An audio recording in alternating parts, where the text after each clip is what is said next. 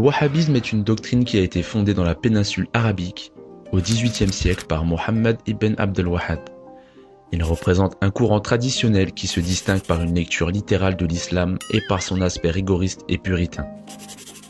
Il condamne en particulier toute innovation par rapport à l'enseignement de l'islam et combat tous les musulmans qui ne s'y soumettent pas en les considérant comme apostats.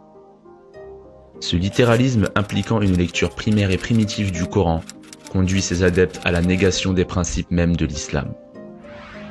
En effet, Abd al-Wahhab seul n'aurait jamais pu élever sa doctrine au-delà d'une secte éphémère, sans l'aide de la tribu des Saouds, avec qui il fit une alliance pour conquérir l'Arabie, devenue à présent la propriété personnelle des Saouds et le berceau même du wahhabisme.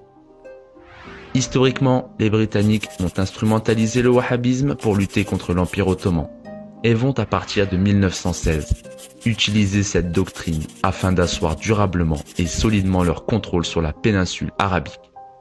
Le wahhabisme n'aurait pas non plus connu son essor actuel sans l'aide des États-Unis, qui, en 1945, ont passé un pacte maléfique avec les Saouds. Le pétrole contre une protection armée. Cet or noir, pompé par les majors anglo-américaines, a financé l'expansion du wahhabisme à travers le monde. Le takfirisme est un dérivé du wahhabisme et sous-branche du salafisme.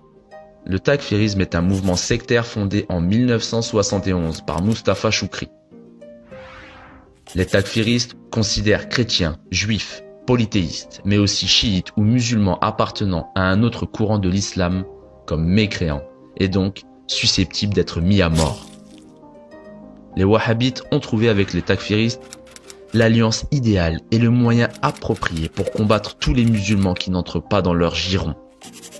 Ces deux idéologies similaires, violentes, se rejoignent pour faire union contre tout État musulman qui n'entre pas dans leur doxa. Les riches familles royales saoudiennes étant wahhabites et alliées aux intérêts américains et sionistes, il est logique qu'elles s'accaparent ces mouvements pour en faire un instrument politique et un moyen militaire. Comme nous pouvons le constater partout, ce sont les musulmans qui sont les premières cibles et les premières victimes du wahhabisme. Dans cette perspective, sans doute, faut-il voir dans cette idéologie une tentative sans équivoque de subversion de l'islam, afin de détruire la religion musulmane de l'intérieur. Les massacres de masse, les destructions, la rage meurtrière de ces ordres téléguidés depuis Riyad, Doha et Washington, ainsi assistés par Tel Aviv contre la Libye, l'Irak, la Syrie, ont donc une finalité autant politique qu'eschatologique. C'est le plan des États-Unis et du régime sioniste pour arrêter le grand mouvement mondial vers l'islam. L'objectif étant la division du monde musulman ainsi qu'une mauvaise représentation de l'islam à travers le monde, en offrant un visage violent et détestable à cette noble religion. En effet, le wahhabisme est l'idéologie des égorgeurs de Daesh.